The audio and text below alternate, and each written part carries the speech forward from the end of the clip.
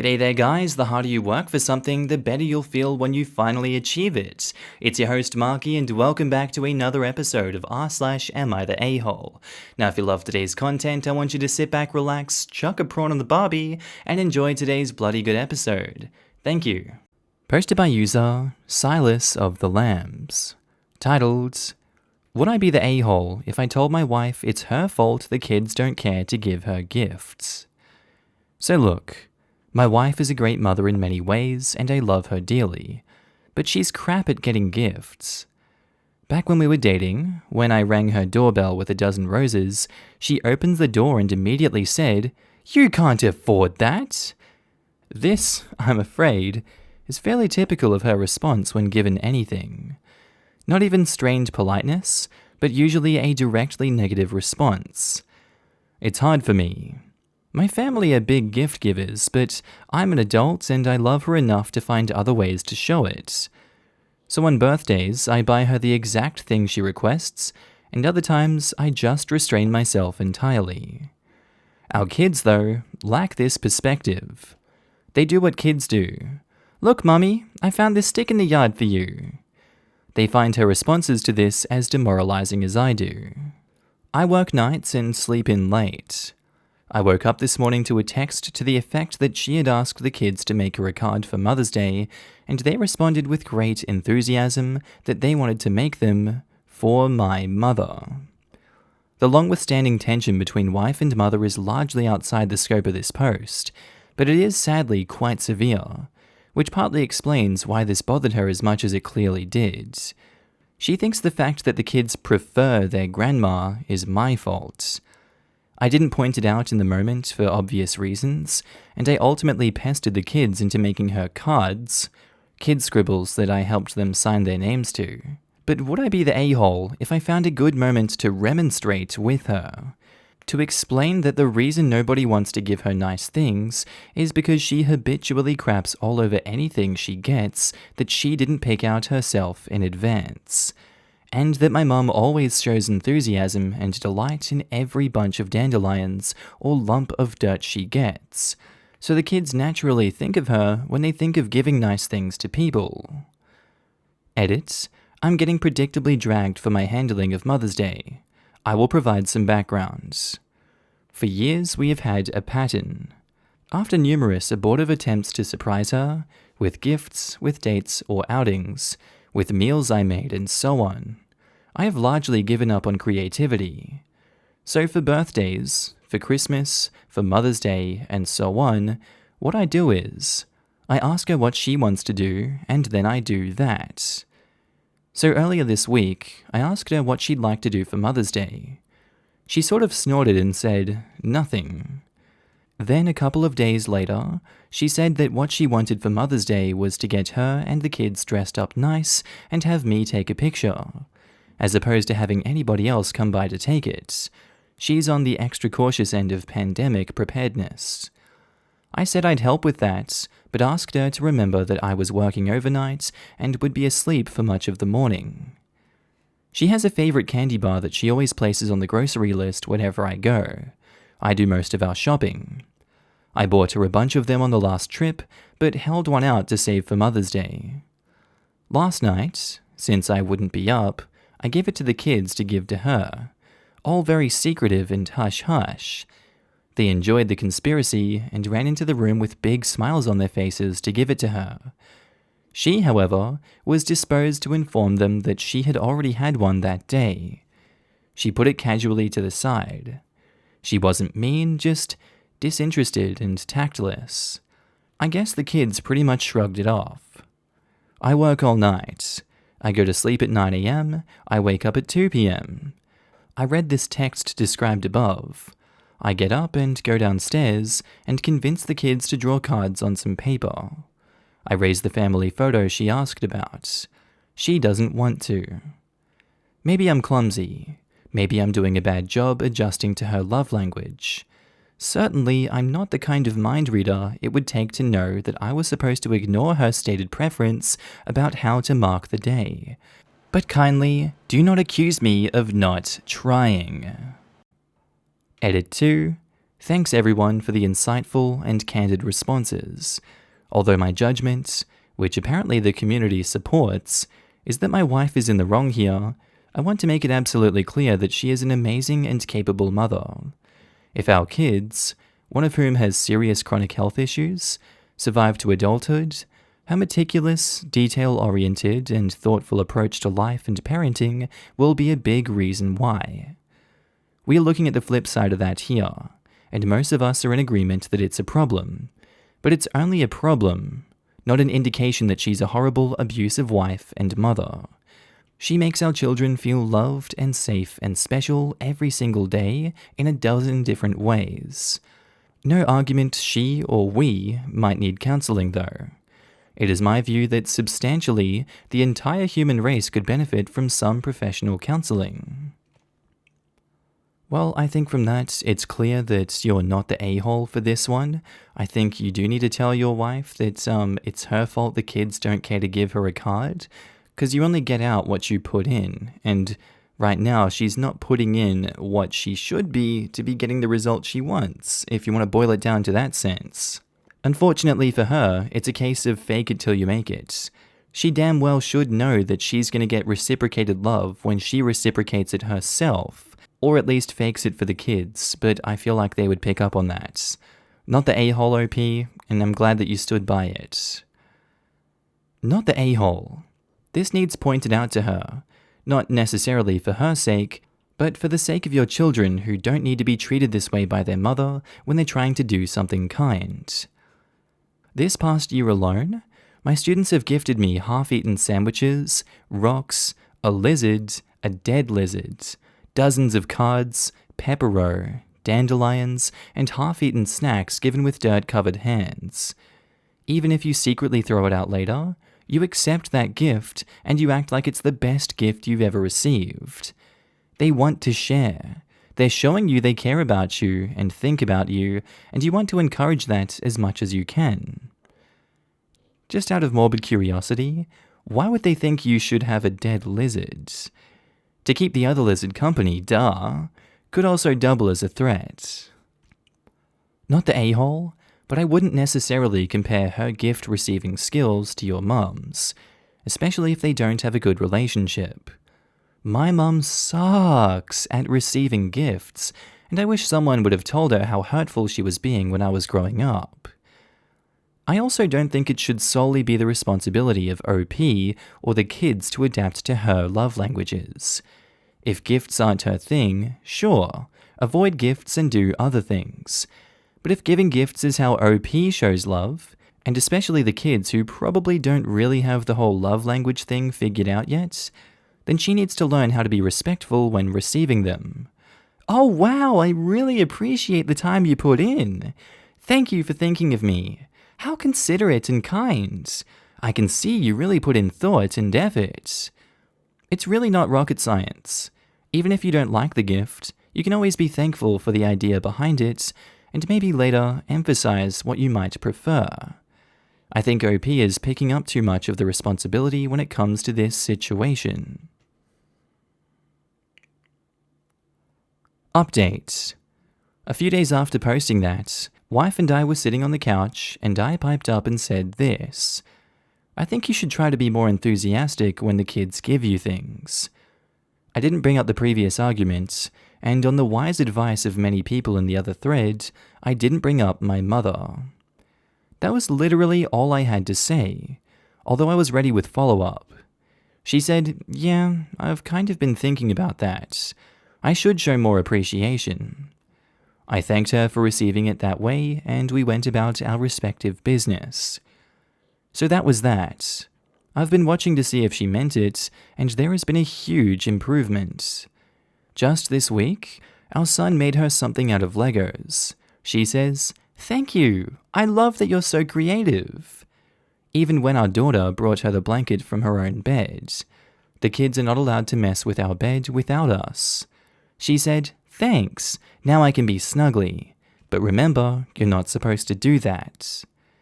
She mostly remembers to do this on her own, although a couple of times I gave her a look. She's not good at it, to be honest.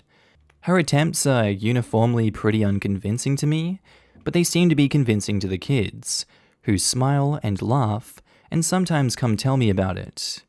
From my position 5 feet away. "Daddy, I gave Mom a blanket and she can be snuggly, but I forgot I'm not supposed to do that." My daughter is big on long run-on sentences, which I'm pretty sure she gets from me. But anyway, wife is trying and she's being quite consistent, and maybe actual skill in it will come with time. So, thank you all for the good advice on abstracting the general problem from the specific dispute involving the mother-in-law, and for all your kind support. Thanks even to the individual who's 100% we're going to get divorced. We're not though. We can work through stuff and become stronger as a couple together. It's a start. Fake it till you make it is a surprisingly accurate phrase for a lot of situations, and it sounds like she just needs to keep going. Exactly.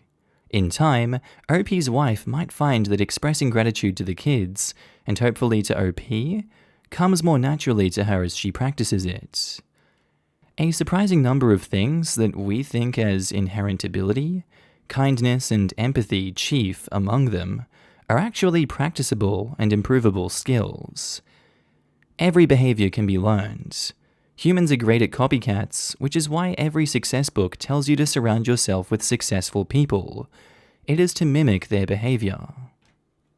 She could get better. It takes time. My daughter is 8. For the first few years, I wouldn't be very loving. Like extra love. Hugs and kisses. I wasn't hugged much as a kid. My mum said when she would hug me, I would pull away, so she just stopped. Anyways, I realized this problem of mine and I actually set a timer on my phone for like once an hour to remind me to just go up to her and pat her head, or say, "I love you," a hug, whatever. After a while, I no longer needed the timer. Now I frequently show her affection, and it feels more real than forced like it used to. It sucks that some of us are wired this way, or conditioned, but as long as she's willing to work on it, it can get better. Edit. Also, I did the whole not being interested in gifts. Not on purpose. My mind would just immediately go to, "Ugh, another mess," or whatever. Sometimes too, it's just my brain taking forever to understand what's happening, especially if I'm having anxiety.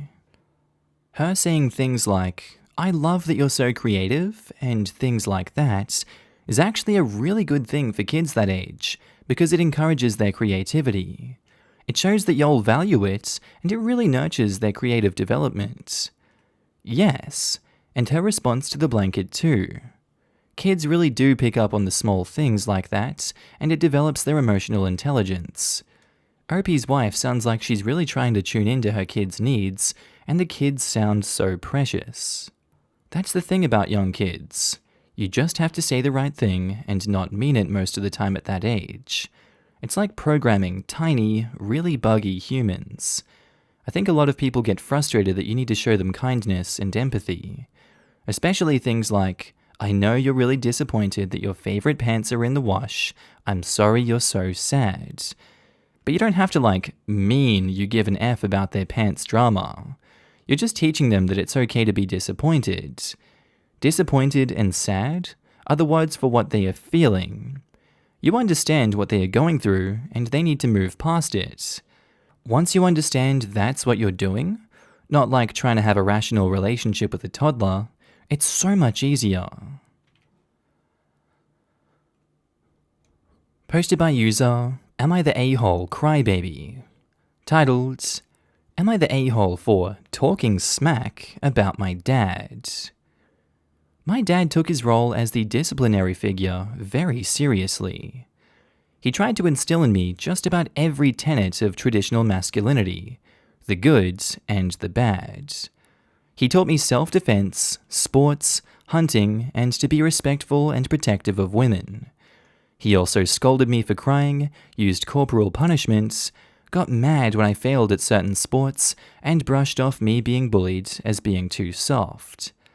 He would say things like, If you're crying about these issues, you're never going to make it in the real world. Or suck it up, buttercup. It's only going to get harder as you get older.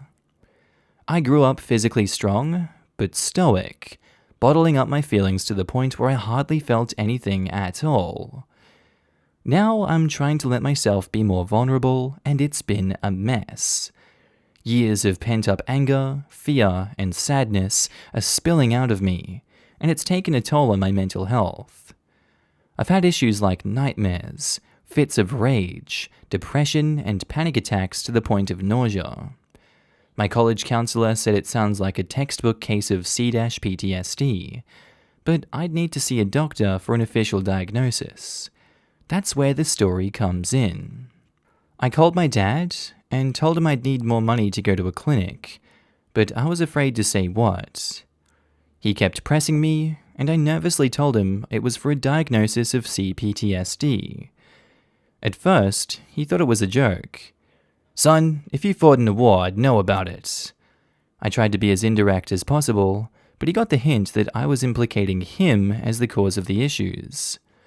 Here is a shortened version of his side of the argument. Now you listen here.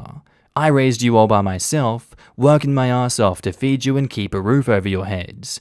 I taught you to respect authority, protect yourself, be physically fit, and protect women. Does that sound abusive to you? The fact that you've internalized the hard truth about manhood as trauma says more about you than it does me. If you hate me that much, you'd have the balls to say it to my face, but you don't. You'd rather tell everyone else because you're too much of a softie to admit that you're wrong. I'm not paying you to disrespect me like this. If I hear you talking smack about me again, kiss your tuition goodbye. I spent the afternoon feeling like I was going to have another panic attack. So many people have said what my dad is doing is wrong, but maybe I'm not giving him enough credit for the good he's done. He did do right by me some of the time, even if so much of what he did was bad.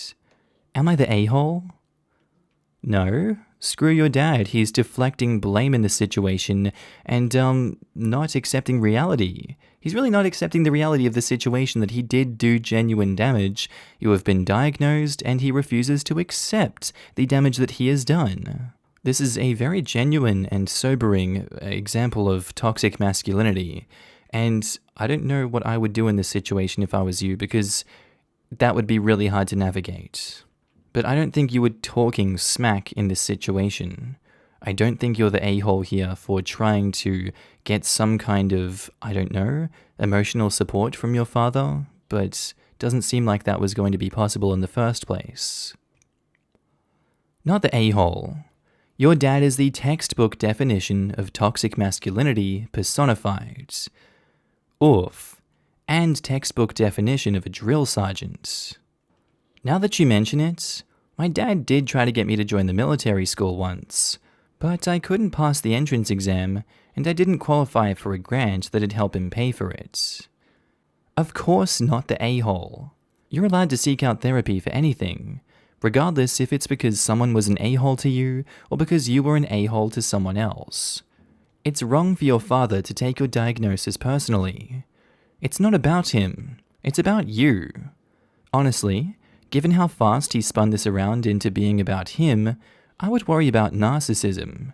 In which case, talk to your therapist about setting boundaries with your father, and ask your therapist how you should discuss therapy with your father in order to find funds for a clinic.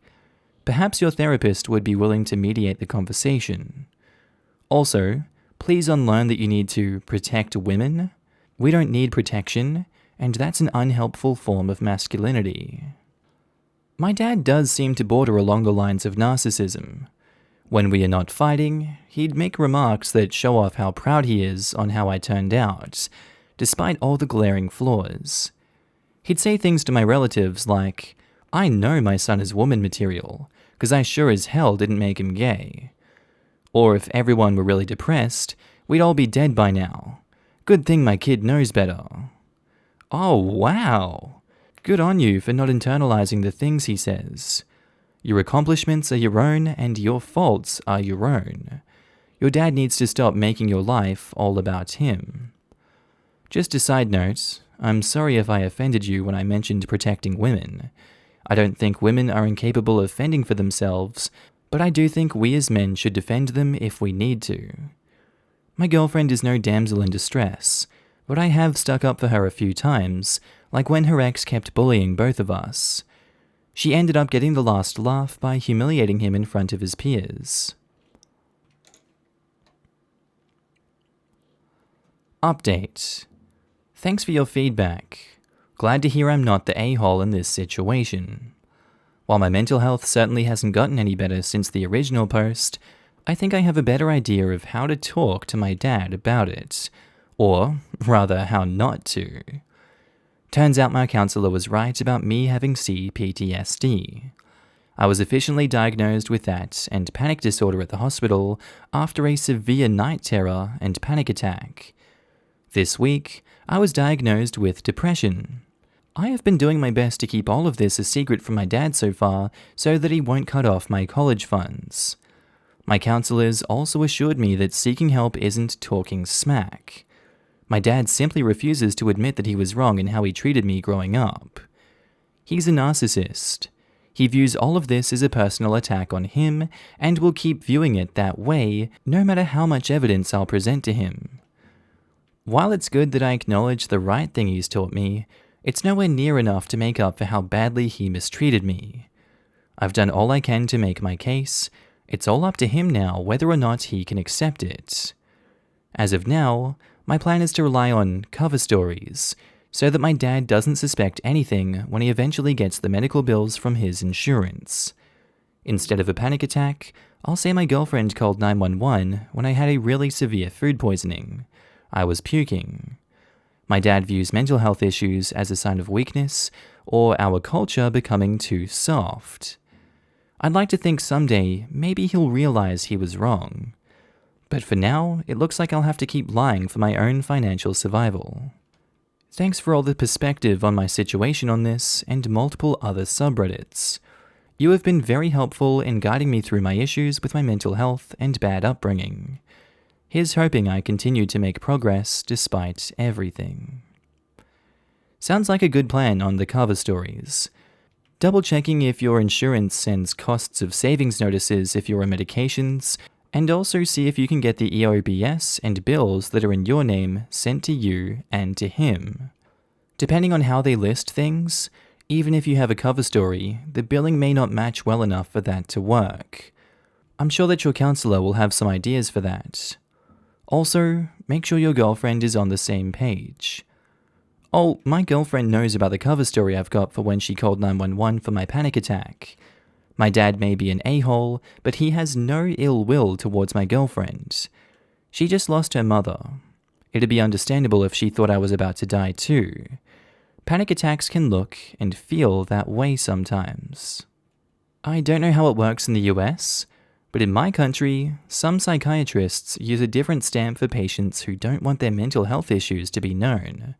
A stamp with just their name and license number without specialization.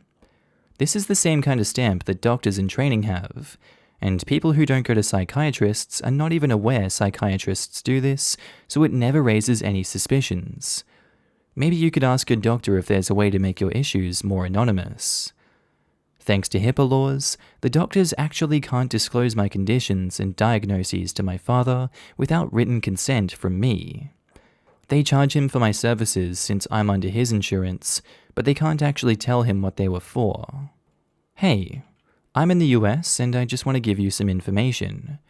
Make sure he doesn't get an EOB, explanation of benefits, from the insurance company. An EOB does give a billing diagnostic code and what the insurance company charged for it / what is not covered. You could call the insurance company and see if you can get the paper copy of the EOB sent to you instead of your dad. I wish you good luck in your mental health journey. It's not a straight path, so don't get discouraged. Something I did and still do, but you got this. Oh, that's a good idea. I didn't even think about the EOB.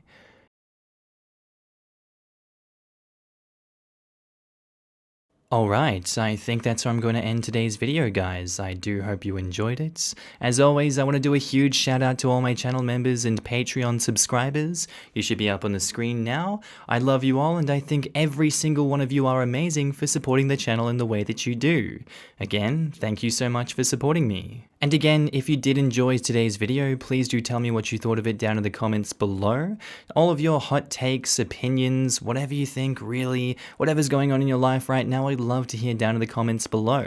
Before I leave, I'd also like to announce that I'm going to start doing meme content again on the second channel. I know it's been a while, so click on the Markee head on the screen without the Australian flag behind him if you want to go see some memes. And as always, guys, have a good day, night, sleep, whatever you're up to, and I'll see you in the next one. Bye.